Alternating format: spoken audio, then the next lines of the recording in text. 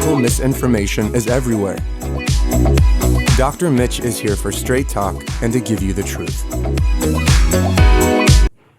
This is the third and last installment about heart failure, and I want to give you some natural treatments that really have shown to be quite helpful. The very first one is the supplement pretty much everyone calls the number one supplement for the heart. It's called coenzyme Q10. You're familiar with it. But doses for heart failure should be up around 1,200 milligrams clinically to get the results, because we're unable to use the smaller 100, 200 milligram doses.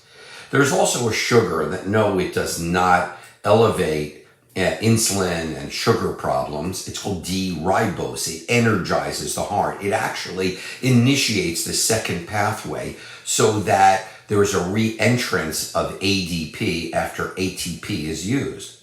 D-ribose is a naturally occurring sugar, and it is a component of ATP as well. In heart failure, which is a cellular energy deficiency, this ATP now, with the use of D-ribose, can improve mitochondrial levels. They've done dog studies, by the way, to find dogs that have heart attacks, normally taking 14 days to get back to normal heart function. Do that in 4 when they've been utilizing D-ribose initially. To boost the levels of this compound, using it about 5,000 milligrams 3 times a day, will enable the heart muscle to produce much more energy and faster. And it does. Oral use every day improves not only heart function, but exercise endurance and the quality of life with patients with heart failure. And I've seen it many times clinically. You also heard of the herb hawthorn berry, and it's been used because it's an ionotropic agent. It makes the heart pump stronger. And it's a traditional old-time remedy, which is a therapy that's been used in Germany for years and years. And by improving the heart's ability to metabolize energy, utilize oxygen, hawthorn has been shown to increase the heart's muscle force of contraction, i.e. the ionotropic effect I just talked about. So if you want to help normalize irregular heartbeats, lower blood pressure, enhance circulation, the addition of hawthorn also.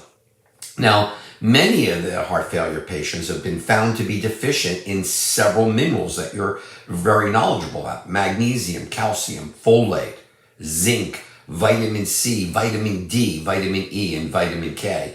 And of course, it's advisable to replete these to help these patients that are having difficulty. And one other, L-carnitine for congestive heart failure, is another very well written about because it's a nutrient that restores energy to the failing heart. It's an amino acid, of course, and it goes into the mitochondria. It's converted into energy, and it does shuttle toxic byproducts of metabolism out of the mitochondria.